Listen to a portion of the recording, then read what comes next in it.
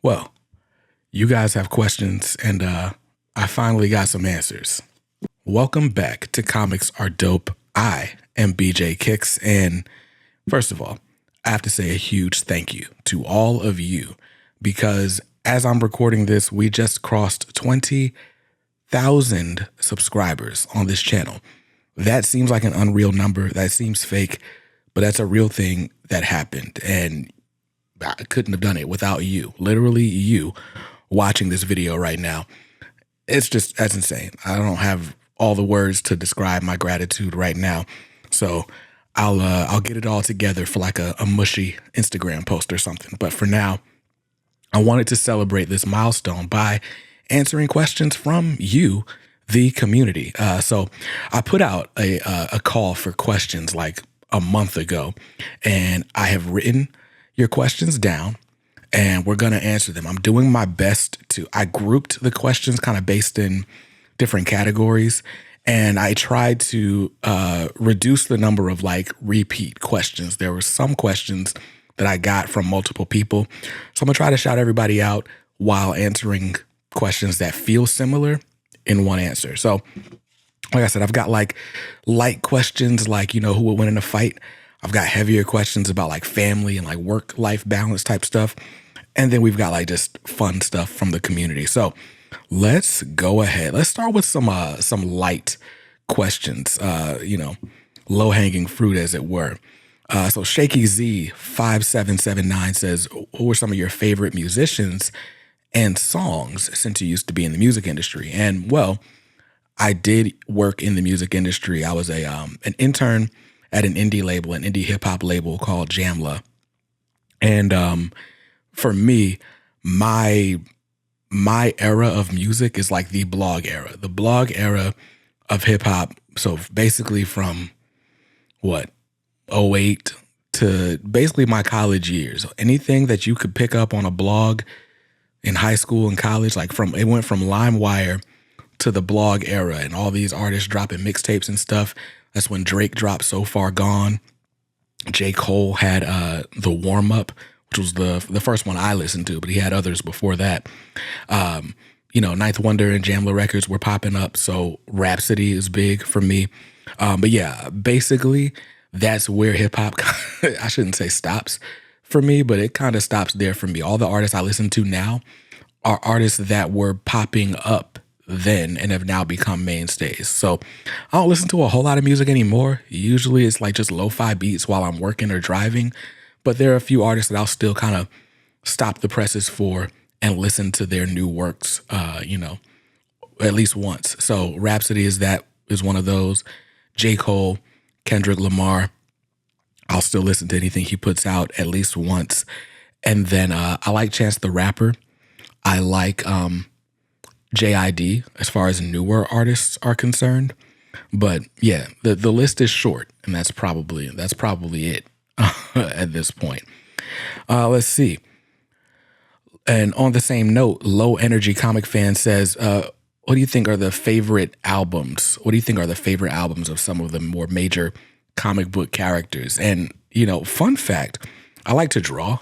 I don't draw nearly as much anymore, but one of the things I used to do is I would draw on like note cards, and I would like draw a superhero headshot and just write hip hop lyrics behind it. So I don't really know who the favorite artist of many comic book characters will be, but I like to think that Peter Parker is like a big like rap nerd from like the Jungle Brothers and like all that native tongue stuff. Like I like to think that Peter Parker is swinging through the streets of Queens listening to Tribe.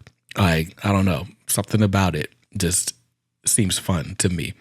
But yeah, so Peter Parker is a Tribe Called Quest fan. I think it's canon that Miles Morales is a Biggie fan because he's from Brooklyn and they played Biggie in the Into the Spider-Verse movie. Let's see. Who would other people listen to? I assume that, Wolverine is one of the, like, I feel like Wolverine like drives the motorcycle with that Cut You Down song by Johnny Cash playing. I could see that. I don't know. Whose favorite rapper would be Jay-Z? I'd give it to Sam Wilson. Yeah, I don't know. I'm failing at this game. I should have prepared for this question better. Another softball question before we get into some other stuff. Professor Pond wants to know who my favorite employee is at Fight or Flight Comics. And I love everyone at Fight or Flight Comics. Dan is one of my close friends. You know, I love Casey. Casey is just like, she's always about the business. Like, she loves to have fun, but she's going to make sure the business gets done, the work gets done as well. I love, like, my favorite thing is when I'm in the shop and Casey is clearly there, but she's like, look, I'm gonna keep working. Y'all go over there and talk. But yeah, Emily and Sarah, I love when I'm at the shop and they are there together. That's just some of the most fun. Max is okay. Like, he's cool whenever he's around, I guess. I love everybody at Fight or Flight. But the answer, if you want to live, is Casey. Casey's got to be everybody's favorite. All right, let's go to a different category. Let's see. Question, okay, from Evan J. Evan says, I'm new to comics. How do I navigate the stories? How do you find books after the first few weeks? Okay, so these are a couple of questions. So how do I navigate stories as a new comic book reader? Typically, what I would tell a new reader to do is to start by picking up a trade paperback. I just did my monthly collected editions haul. Those little thin trade paperbacks, those I think are the best way to start reading comics. They're inexpensive and they get you a full story. The books that I started with, I read the Justice League New 52 Volume 1. I think it's called Origin. And then I read Batman Hush. That was another one of my first trade paperbacks. And it was off to the races after that. I think starting with a trade paperback, especially one of a team book, is really dope for superheroes because it gives you enough of a taste of each character for you to be like, oh, that one's my favorite. Let me go branch out and find The Flash or Green Lantern or, in my case, a whole lot of Batman. So yeah, navigate by grabbing trades. And then how do you find books after the first few weeks? That's a tough one. So if you're going to the comic shop and it's like, oh, they got Batman number 3, but issue 1 and 2 are sold out. You can check with the clerk and ask them if they have like a second printing coming up soon. Often when a book sells out at distribution, the publisher will rush it back for another print so that you can get caught up while you're still reading the other issues in the ongoing series. Like, for example, Transformers has had like 10 printings. Transformers number 1. We're at Transformers 24 just came out this week, and we're still getting new printings of Transformers number 1 because the series is just that popular. Same with the Absolute Universe and stuff like that. But if all of that fails you, I think the best way to get caught up on comics is to just subscribe to one of the digital comics readers. So if you're a Marvel fan, Marvel Unlimited is the best bet for you. If you're a DC fan, DC Universe Infinite is the best bet for you. And if you just love kind of a little bit of everything, then Global Comics is the best value in comics, and you'll get stories from all sorts of different publishers. You can get caught up depending on what you love. So hope that helps. Hope that helps, Evan. Let's see. Okay. CWAR Rated says, where do books you don't want to keep go? How often do you unhaul them? And he asked because a lot of times I'll get publishers will send me books to review, and then I still buy books every month. And so there's a lot that enters the library every month. And I have a pretty hard stop policy. Like, I don't sell any books that were gifted to me for review. I don't know if that's just how I was raised. Like, you don't give away gifts. It seems, like it's not in good taste. So if I have like a review book that I don't want to keep, usually it'll end up in a giveaway prize as part of something else way down the road. Or most likely what'll happen, because I don't do sales or giveaways very often because shipping can be cost prohibitive. Most of the time, it just goes in a box that I've labeled for giveaway, and it'll wait until there's some kind of big celebration or something. Or a special occasion. Here's a segue. Right now, I'm raising money to buy some new equipment for the channel ahead of the 5th channel anniversary. I want to get like some streaming equipment, new camera, new computer. So I'm selling off a lot of the books in my personal collection right now. I shouldn't say a lot. I'm selling off some of the books that are like duplicates or that I haven't gotten around to in a few years. Like I sold my entire Star Wars collection, and there are some other books, like some Thor books that I'm selling. Books I don't see myself reading anytime soon. I'm unloading those. You can check out the campaign at comicsaredope.com/helpmeout. And if you don't want to buy a book, you can also buy like some merchandise items like this t-shirt, the disapproved t-shirt. Yours won't come with a baby drool stain right here. It'll be brand new. But yeah, I don't unload them very often. I find it to be a hassle. I think maybe the best thing for me to do would be to go to like a local library or something. But for now, it's a stack on the floor somewhere. All right, let's see. What else do we have here?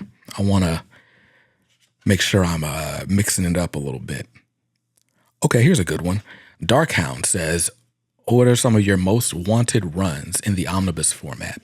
I can't wait for them to collect the current Cody Ziegler run on Spider-Man or Miles Morales in Omnibus.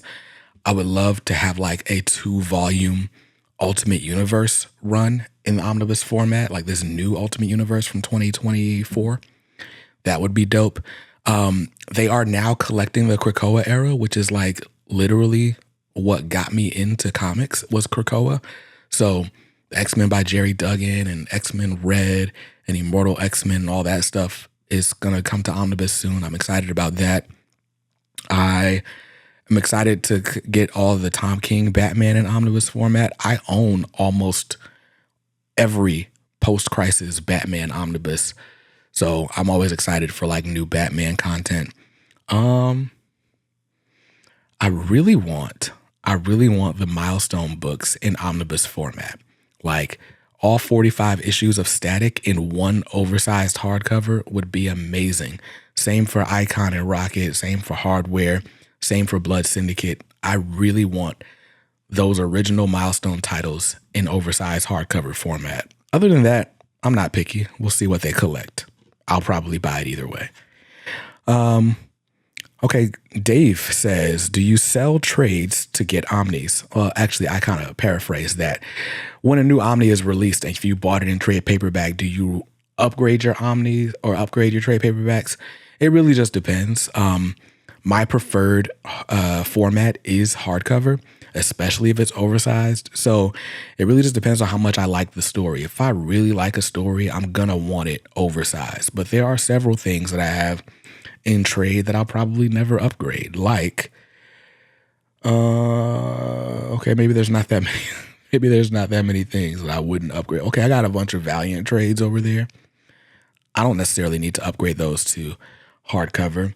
But yeah, the question is, would I sell my trades? Selling trades is so difficult. It's such a low value product. And generally speaking, if you're into collected editions, you're going to want a hardcover or whatever the oversized format is. So if I'm selling the trades, I'm selling them for pennies on the dollar. I would almost rather just give them away and not worry about spending money on shipping. K.O. Hearn says, does your wife read comics? The answer is sometimes. She's not nearly as big a comic fan as I am, and I'm not nearly as big a movie fan as she is. She's watched like every MCU movie like 80 times, and that's our thing. We'll go to the movies together to watch superhero stuff, and she watches all the cartoons and everything. She loves superheroes in media. I prefer comics, and that's kind of, we meet in the middle.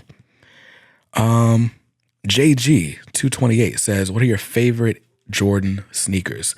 And yes, I'm a big sneaker head, which is where the name BJ Kicks comes from. And my favorite of all time is the Black Cement Air Jordan 3.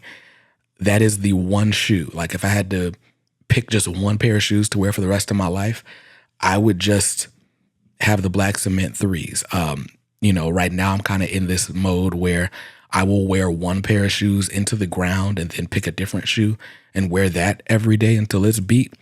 The Black Cement 3, I love it. It looks good beat up. It looks good clean. That's the one. Other favorite Jordans, I love the Chicago Air Jordan 1. That's probably my second favorite sneaker of all time. I've been living in these reimagined Air Jordan 5s, the black ones from earlier this year. That's been my daily shoe for a minute now. I like the white cement 4s. Overall, white sneakers don't get a whole lot of play in my life. But yeah, black cement 3, Chicago Jordan 1. That's probably the top 2, and I don't really need a number 3. All right. Let's see. I think I've tackled most of the softball questions we've got. Here's a good one. Joseph C. wants to know what my Mount Rushmore of superheroes is. I do have a Mount Rushmore. For me, is Batman. That's probably, it's Batman. My favorite characters, okay. Batman, Black Panther. I don't know if I'm ready to put Miles Morales on the Mount Rushmore. I'd probably put Static over Miles Morales. And who gets the last spot? I'm taking these as like, okay, if I could only read these characters for the rest of my life, who would it be? I need to have a team.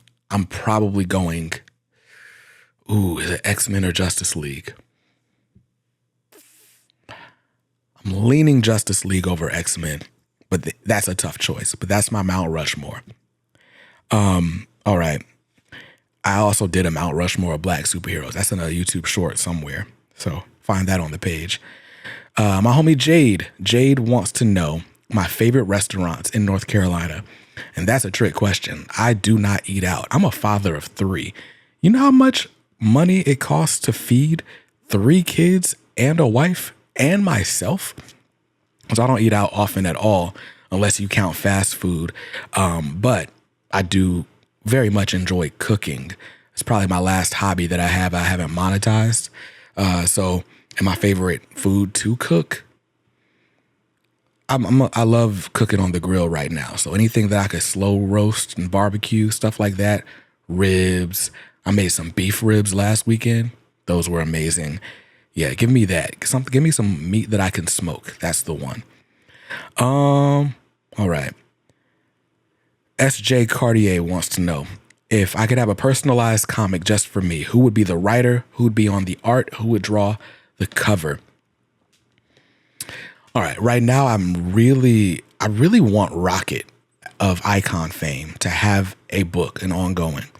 And you know, the voice in my head for Rocket is Karen Molina White. Or she also played Dejanay on The Proud Family, among other voices. So if I was getting a custom comic, I'd have Stephanie Williams write the Rocket comic. On art, who would I put on art? I don't know who I'd put on art. I feel like I could go someone like Jay Hero or someone like George Gant. They'd be very different styles, but I like both of them on a Rocket comic. Who would do the cover? Give me Tarn Clark on the covers. Yeah, that'd be it. Okay. All right. We've got some other questions here. All right. You know what? It's been a minute. Haven't answered any of the hardball questions yet. Bernie Noma wants to know, does reading a series you don't like from a writer that you love make it harder to continue buying stories from that writer? I think comics in general is kind of like a what have you done for me lately type thing. So if I didn't like the last thing I read from a writer, I might be more hesitant to pick up whatever the next thing is. And hesitant probably isn't the word. I'm just less excited about it. All right. So for example, Tom Taylor is one of my favorite writers. There's not a lot of his that I have not enjoyed in some aspect. And there's some stuff like Deceased or Dark Knights of Steel that has completely blown me away.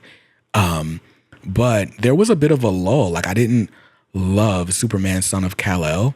I felt like it had all the heart and the emotion that I would typically get from a Tom Taylor book, but it didn't always have the action. And, you know, with that, I've not been caught up on his Detective Comics run as of late, but he's got Children of the Round Table coming out, which I'm excited about. So it really just depends. There's so many comics going on. I'm just kind of like, hey, whatever the most recent hot thing is that I liked, I'm going to check for the next thing from that writer. and I'll come back around to whatever else. So doesn't make it hard, but it can definitely take away some enthusiasm. Fiona asked a really good question. She says, do you think any comics have expanded your personal understanding of real world topics or influenced how you think about anything? I don't know. I can't think of any off the bat. There are definitely some that I can see that have like been, how do I answer this? The way I would answer this is, I think what most literature teaches us is empathy, right? Like if you're willing to read about people from different backgrounds or with different beliefs or things like that, you can kind of understand their perspectives, their point of view a little bit better. So like, for example, there's a famous issue of Static. I think it's like issues 6 and 7 or something like that, where Static is fighting against like this sort of black extremist character who is attacking synagogues. And so it becomes a question about like anti-black racism versus anti-Semitism. And, you know, Static is on one side of the debate and his friend Frida is on the other side of the debate. And it's like, how does that play out? And I think that's a great example of having two viewpoints, enlightening one another and finding common ground. That's a good one. Icon is a great series for that as well, with Icon being a more conservative leaning character versus Rocket, who is, you know, very much young, fresh, liberal energy, if you will. So, you know, there are definitely like historical comics that might open your eyes. Like Mouse is a book that I didn't know a ton about the Holocaust, except like what you learn in school. And Mouse isn't necessarily like a historical book, but it's like it just helps give you a window into how people feel about that era who come from that lineage, you know? So I guess the short answer to your question is yes, there's definitely comics that have shaped the way I view the world around me. And I think that's just the power of good writing and art, period, if you're willing to branch out. All right. I have answered every question on this page. No, I don't. No, I didn't. All right, here's a question. Ben Gonzalez, Austin Rodriguez, and Taylor Woods all had basically the same question, which was, how do you balance work, your family, reading, YouTube, and everything else? And how do you find the time to read? And do you have advice for someone, you know, trying to do the same stuff? And no, I don't. I don't have advice, and I don't balance it all that well. So let's lay out my responsibilities. I'm a dad, I'm a husband, so I got my family. I have a day job. I work in, I wouldn't say that, but I'm a business analyst. I work a very, you know, techie, meeting-driven job. You know, we're leaders in our local church. And, YouTube, of course. So balancing, the tricky thing is like I do all of that and I'm supposed to read comics, and reading comics informs the YouTube. But those two things out of everything I just named are kind of the last thing. Like if I'm really, really busy, the first thing that's going to go off of my schedule is reading time. And the second thing that's going to go is time for making videos. And so, yeah, you know, family comes first, church life comes first, work. I can't do any of this without my day job. So, yeah, I think the things that have helped me, I have basically cut out like all TV. I just don't have time. So instead of like turning on the TV, I'll try to just, you know, I'll read comics at night. Like having an iPad and reading digitally has helped a lot because I don't have to worry about a baby grabbing my iPad screen and crumpling it up. And beyond that, it's just like sleep less. Like to make a video like this, I got to get up early and write down the questions and stuff like that. And, you know, sometimes I'm able to do this during the day between work meetings, and other times I got to stay up later, get up early. And that's harder and harder with a newborn, I imagine. Well, I remember it being a lot easier before the newest edition, but it is what it is. But yeah, how do you balance it? I don't balance it well. Speaking of balancing, Jade asked a question. It says, how do you balance your faith with your love of media that often strays from your personal values or strays from family values? And I mean, that's a good question. Like, for those who don't know, I'm a Christian. I guess I just talked about how I'm pretty active in my church. We work in youth ministry and stuff like that. So for me, my general rule is like, I don't read books that I don't want my kids stumbling on, right? Whether that's like my natural kids or like if I had church kids over for a meeting, I don't want them looking at my shelves and it's like, ooh, what's that? And they finding something that's like, dangerous for them in any way. Doesn't mean I only read kids' books, but it does mean there's a lot of stuff that I don't. For me personally, my lines are, I don't read sexual content in books, and I don't do like supernatural horror books. Like we're not doing paranormal activities and ghosts and demons and stuff like that. I tend to stay away from. And how do I balance it? I mean, comics have so many varied stories. Like you can kind of read the same stuff over and over again, or the same types of stuff over and over again, and never feel like you're bored, right? Like superhero comics. That's why I like superhero comics, because they're kind of genre fiction light. So I don't really read straight up horror books, but a book like The Immortal Hulk to me counts as horror. And so it's got those leanings. And so if you're looking for like the allegory or some of the imagery or stuff like that, that's there. If I wanted to read, I don't know, horror is the big one. Other like crime comics, like some Ed Brubaker stuff, some of that can get risque.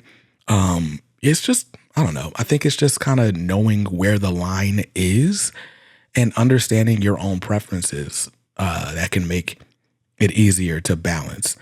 I don't generally read stuff that just completely contradicts my faith, though I don't mind my viewpoints being challenged, if that makes any sense, right? Like, I don't live in like a sterilized world. I think it's important to understand other people's viewpoints. Like I said, for at the very least, to have empathy for other people.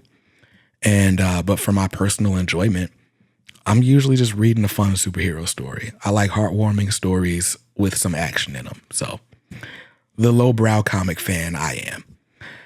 Let's see, is there anything else on here that I haven't answered yet?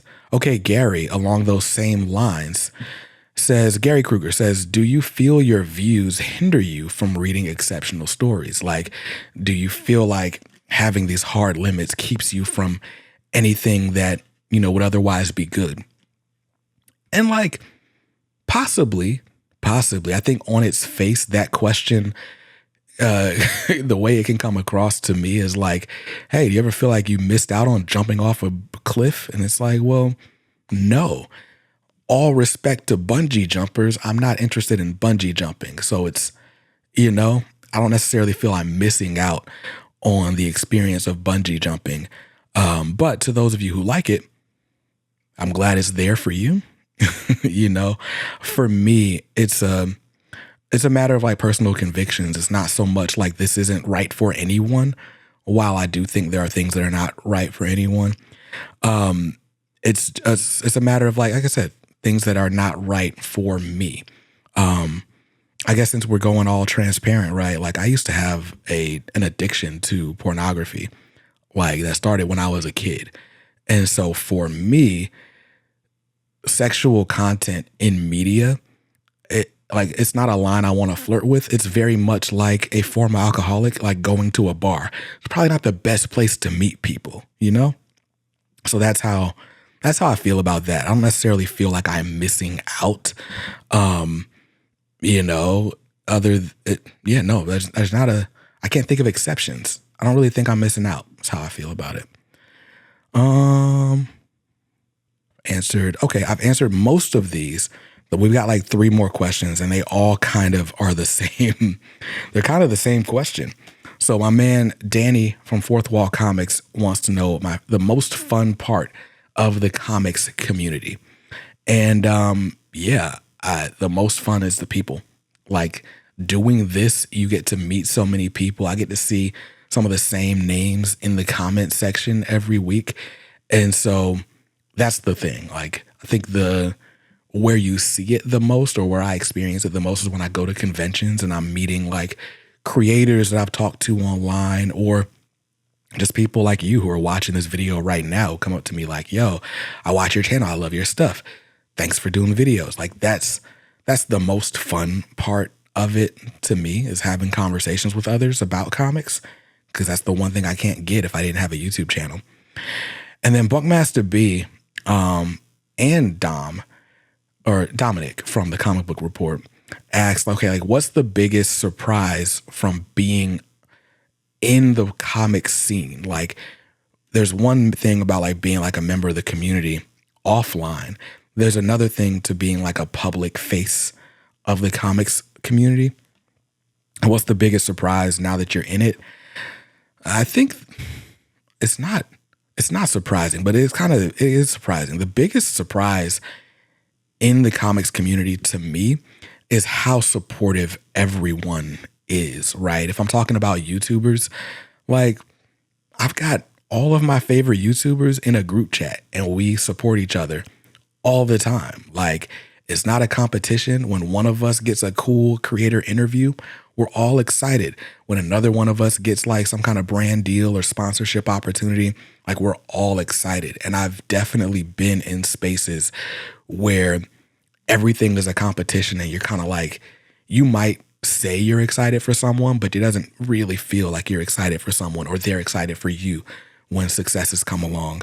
But the comics community has felt like the exact opposite. Like, it's so genuine, so loving, so heartwarming. I'm always surprised at how much the comics community rides for one another. Like, I tell this story fairly often, but like when my 4-year-old was born prematurely, and my Facebook group set up like a fundraiser to provide us meals at the hospital and stuff like that. Like, I didn't ask them to do that. That was crazy. And I can't imagine like a group of strangers doing cool stuff like that for people just because. I had a very similar level of surprise from the first weekend of our equipment sale. I'm like, bro, we're in a recession. Regardless of what people want to tell you, right? Inflation is through the roof. There are way better things for people to put their money toward than a YouTuber getting a camera. But you guys show up and show out. And yeah, along those lines, Bunk says, what's the biggest difference between the perception of the comics community and the reality of them? I think you just kind of assume, I guess, if you're not a comics fan, that everybody's just a nerd and it's like everyone's like weird, or I don't know what people assume about comics fans. But because comics, from at least the way it's portrayed in media, is such like a nerdy, self-centered sort of hobby, you wouldn't think there's that sense of community there. And it absolutely is there. Like, people ride for each other even more than they ride for their favorite superheroes. And that's cool to me. And I think we got them all. We answered all the questions. I think this video has been long enough. What do you think? Again, thank you guys for being a part of this community. I get goosebumps just thinking about like, okay, if I wasn't doing this, what would I be doing? Bro, I have no idea. The comic book hobby and the community came into my life at just like the perfect time. And now there is nothing that I would rather be doing, than chatting about comics on the internet with you guys at least once a week. So our 5th anniversary is coming up soon. We're going to celebrate in style. If you want to support, this drive for new equipment, links in the description down below. Thank you for 20,000 subscribers. And I'll see y'all in another video soon. Until then, stay safe, stay awesome, and read something dope today. Peace.